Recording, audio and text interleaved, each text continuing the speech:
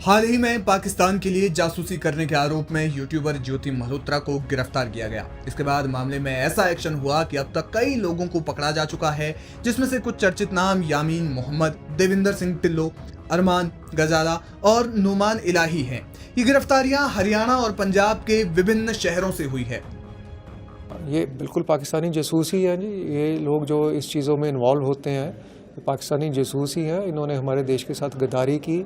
एक intelligence based operation था जिसमें गुरदासपुर पुलिस को बहुत बड़ी सक्सेस मिली है और इन दोनों लोगों को अरेस्ट किया है। और ये सीधे तौर से आईएसआई से इन टच में थे और ये स्पेशली जो हमारा पहलगाम अटैक होता है उसके बाद आईएसआई इनको एक्टिव करती है और ऑपरेशन सिंदूर के बाद तो इनको ज़्यादा एक्टिव करती है कि आप ये इन्फॉर्मेशन हमें कलेक्ट करके भेजो। और ये लोग ये कर रहे थे और इनके तकरीबन 1 लाख रुपया ट्रांजैक्शन भी इनको हुई है इस काम के बदले में। हिसार पुलिस के एसपी ने भी मामले में ज्यादा जानकारी देते हुए बताया था कि ज्योति पहलगाम हमले से पहले पाकिस्तान गई थी। इसके अलावा पुलिस ने यह भी बताया कि उसे एक एसेट की तरह इस्तेमाल किया जा रहा था। जैसा कि पुलिस ने बताया कि ज्योति एक एसेट थी, तो सवाल यह है कि क्या इसमें कोई और भी बड़ा खिलाड़ी है। सवाल यह है कि ज्योति मल्होत्रा जो एक यूट्यूबर थी, वो इस जासूसी कांड का क्या सिर्फ एक मोहरा थी। ऐसी तमाम बातें हैं जो इस वक्त अनसुलझी हैं और जांच एजेंसियां मामले में जांच कर रही हैं। अब तक ये माना जाता था कि पाकिस्तानी खुफिया एजेंसी आईएसआई किसी बड़े प्रोजेक्ट से जुड़े अफसरों या सीधे केंद्र सरकार के अधीन आने वाले सरकारी विभागों के अधिकारियों को ही जासूसी के लिए निशाना बनाती थी, लेकिन इस घटना ने इस विचारधारा को विस्तार दे दिया है और विदेश यात्रा करने वाले यूट्यूबरों को संदेह के घेरे में ला खड़ा किया है। ऐसे में ये सवाल है कि यूट्यूबर्स या आम नागरिक दुश्मन को क्या खुफिया जानकारी दे सकते हैं। रिटायर्ड मेजर जनरल और रक्षा विशेषज्ञ राजन कोचर कहते हैं कि यूट्यूबर्स या सोशल मीडिया इन्फ्लुएंसर्स को इस्तेमाल करने की आईएसआई की ये नई रणनीति है। इसमें उसके 2 मकसद पूरे होते हैं। एक तो ये दिखाने की कोशिश की जा रही है कि पाकिस्तान में हिंदुओं के साथ अच्छा व्यवहार किया जाता है या वहां देश के अंदर सब कुछ अच्छा चल रहा है। वे बताते हैं कि आम नागरिक पर्यटन स्थलों पर जाते हैं, कई बार वे कंटोनमेंट एरिया में भी जाते हैं, जहां से वे जानकारी जुटाकर आगे भेजते हैं।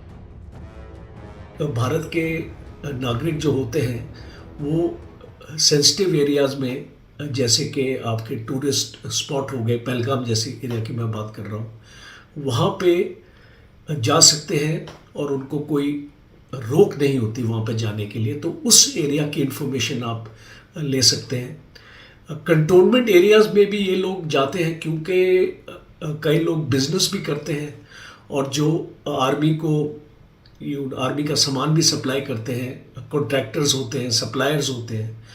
तो इस टाइप के लोग जो होते हैं उनको भी एक्सेस मिल जाता है आर्मी कंटोनमेंट्स में। तो वो अपना वीडियो बनाते हैं, फ़ोटो बनाते हैं, उसका लेआउट आपको उसको देते हैं, जिससे पाकिस्तान इसको टेररिस्ट को, जो पाकिस्तान के जो टेररिस्ट यहाँ पे इन्फिल्ट्रेट करते हैं, ये उनको ऐसी इंफॉर्मेशन सेंसिटिव जगहों की मिल जाती है। एंट्री पॉइंट्स कितने हैं, एग्जिट पॉइंट्स कितने हैं, कितने सेंट्री एंट्री पॉइंट्स में होते हैं, गार्ड कब चेंज होता है और एग्जिट पॉइंट्स क्या हैं, वहाँ पे क्या सिक्योरिटी है, जो आर्मी की क्विक रिएक्शन टीम्स हैं वो कौन से बैरक में रहती हैं, उनकी गाड़ियाँ कहाँ पे खड़ी होती हैं। तो इस टाइप की बहुत सेंसिटिव इन्फॉर्मेशन होती है, बारीकी इन्फॉर्मेशन होती है, जो शायद उनको कहीं सैटेलाइट से भी नहीं मिलेगी। जानकार मानते हैं कि स्थानीय स्तर पर सामाजिक तनाव, आर्थिक स्थिति या महत्वपूर्ण बुनियादी ढांचे जैसे रेलवे या बिजली संयंत्र की कमजोरियों की जानकारी दुश्मन देश के लिए उपयोगी हो सकती है। ये जानकारी तोड़फोड़ या अस्थिरता फैलाने में मदद कर सकती है। रक्षा विशेषज्ञ राजन कोचर कहते हैं कि कई बार ये लोग किसी अधिकारी को हनी ट्रैप करके उन्हें ब्लैकमेल करते हैं और फिर उनसे गोपनीय जानकारी लेते हैं। एक और इम्पॉर्टेंट है कि एक हनी ट्रैपिंग करके एक स्ट्रेटजी ये लोग इस्तेमाल करते हैं, जिसमें पहले ये गवर्नमेंट ऑफिशियल्स को हमने देखा है, डीआरडीओ का कोई ऑफिशियल हो गया या अपने फ़ौज का जो एक सेंसिटिव हेडक्वार्टर में काम करता है, उसको हनी ट्रैप किया जाता है। मींस औरतों के थ्रू उसको ल्यूर किया जाता है और फिर उसके वीडियोस बनाए जाते हैं, उसके बाद उसको ब्लैकमेल किया जाता है। हमने इसको कई ऐसे इंसिडेंट्स देखे हैं और अब एक दूसरा तरीका भी सामने आ रहा है। ये यंग लोगों को पैसे के लिए, आफ्टर ऑल इनको इसको मनी दिया जा रहा है, इनको एक और काफ़ी पैसा मिलता है इनको ये इन्फॉर्मेशन देने के लिए। तो उस तरीके का इन लोगों को ल्योर किया जा रहा है, आम नागरिकों को। तो अब ये एक बहुत इम्पोर्टेंट पहलू सिक्योरिटी फोर्सेस के सामने में आया है, जिसको बहुत बारीकी से आपको देखना पड़ेगा, क्योंकि ये जो सोशल मीडिया है अब ये इसको इस्तेमाल किया जा रहा है। इसके ऊपर भी इतनी स्क्रूटनी होती नहीं है जब तक आपको कोई डेफिनेट किसी को आप ट्रैक अपना करना चाहते हैं कि आपके पास कोई इन्फॉर्मेशन है, कोई शक है।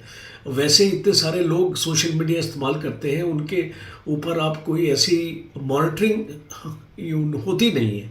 तो इसीलिए ये बहुत आसान हो जाता है ऐसे लोगों को ट्रैप करना। जानकार मानते हैं कि सोशल मीडिया इन्फ्लुएंसर्स को निशाना बनाकर उनसे काम निकलवाया जा रहा है, क्योंकि उन पर किसी को आसानी से शक नहीं होता। एक थ्योरी ये है कि जब आप अपने काम की आड़ में कोई दूसरा काम कर रहे हैं तो शक की संभावना कम हो जाती है। माना जा रहा है कि ज्योति मल्होत्रा के अलावा जितने भी इन्फ्लुएंसर्स आईएसआई के लिए काम कर रहे थे वो भी ऐसा ही कर रहे थे, क्योंकि दुनिया के सामने वो ट्रैवल ब्लॉग बना रहे थे। लेकिन अब मामले में कुछ और ही चीजें सामने आ रही हैं। रक्षा विशेषज्ञ राजन कोचर कहते हैं कि ये सब मजहब के नाम पर भी हो रहा है, जिसमें पाकिस्तान की इंटर सर्विसेज पब्लिक रिलेशंस यानी ISPR का बहुत बड़ा हाथ है, जो लोगों को रेडिकलाइज कर रही है, उनका एक तरह से ब्रेन वॉश कर रही है। खास तौर पे मैं देख रहा हूं कि ये रिलीजन के हिसाब से भी हो रहा है कि इसको मुस्लिम्स को ज़्यादा इसमें इन्वॉल्व किया जा रहा है, क्योंकि जितने लोग भी अब यूँ पकड़े जा रहे हैं, अमूमन जैसे न्यू के एरिया में हरियाणा में वहाँ पे मुस्लिम पॉपुलेशन है, मरेल कोटला पंजाब में है, वहाँ भी मुस्लिम पॉपुलेशन है। तो इनको आसानी होती है मज़हब के नाम पर इनको रेडिकलाइज मैं बोलता हूँ, जैसे कि जम्मू एंड कश्मीर में भी कोशिश की जा रही है। और इसमें पाकिस्तान का ISPR का बहुत बड़ा रोल है, जो एक इनकी ऑर्गेनाइजेशन है, public relation inter services public relation organization. ये एक अपनी स्ट्रेटजी बना के इनके यंग बॉयज़ एंड गर्ल्स को रिक्रूट करते हैं पाकिस्तान में, उनसे ये यूट्यूब चैनल चलवाते हैं, और ये हमारे जो यूट्यूबर्स हैं उनके साथ ये लोग कनेक्ट हो जाते हैं, क्योंकि सेम एज ग्रुप के लोग होते हैं और इनकी आसानी होती है। उनको फिर ऐसा कोई शक भी नहीं होता कि ये जो यूट्यूबर्स हैं पाकिस्तान से, ये एक ISPR का षड्यंत्र है। तो इस तरीके से मैं अपने यंग फ्रेंड्स को, अपने बच्चों जो भी हैं, अपने स्टूडेंट्स हैं, मैं उनको आगाह करना चाहता हूं कि आपको चौकन्ना इसको रहने की ज़रूरत है, और कोई भी पाकिस्तानी नेशनल के साथ कोई भी संपर्क